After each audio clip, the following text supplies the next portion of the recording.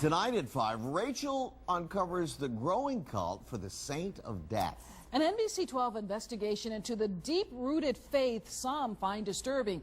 People are now praying to a saint who's not even real and who has a following among numerous criminals. She's gaining popularity around the world, including here in Richmond. She's the face of death, cloaked, bones exposed. Santa Muerte is no longer in the shadows.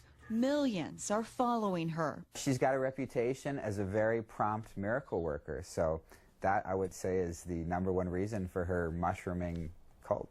Nicknamed the Bony Lady, the Grim Reapress, the Saint of Death, VCU professor Andrew Chestnut is one of the world's leading experts on Santa Muerte. He even wrote a book devoted to death. Here you're asking a figure of death, a representation of death, for a few more grains of sand in the hourglass. She caught his curiosity after seeing the Mexican government bulldoze more than 40 Santa Muerte shrines on the U.S.-Mexican border. I thought it was just amazingly intriguing that this folk saint had become spiritual enemy #1 of the Mexican government in its war against the drug cartels. That's because some call her the saint for sinners. She's not an official canonized Catholic saint. In fact, she's been condemned by the Mexican Catholic Church.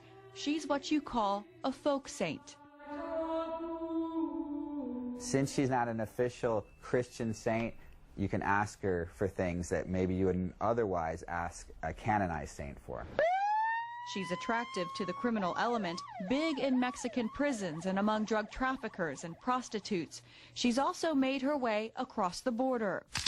This photo was snapped by Homeland Security agents. It's a Santa Muerte shrine found during the raid of an illegal document ring with ties to Richmond. The fact that she's here in Richmond, where the Latino population doesn't exceed 6%, is really significant. She's also quite important to the working class. Santa Muerte has an estimated 5 million followers worldwide. Es como una energía. For me, she's a type of energy.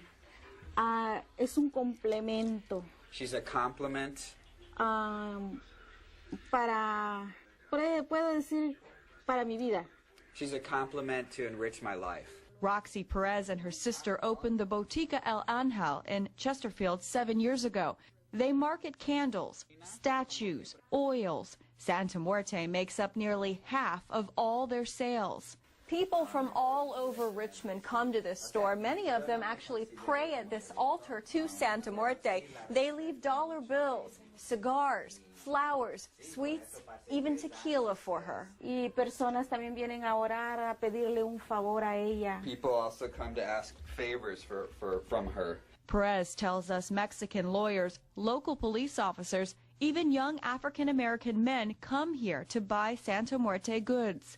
Red is for love, green money and legal troubles, black often the unspoken candle, it's for harm and your enemies.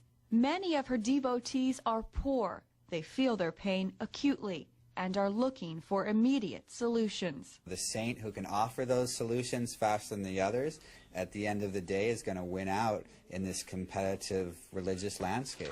Rachel DePompa, NBC 12 News. To see a slideshow of Santa Muerte pictures and to weigh in on a heated Facebook debate, head over to NBC12.com. The clear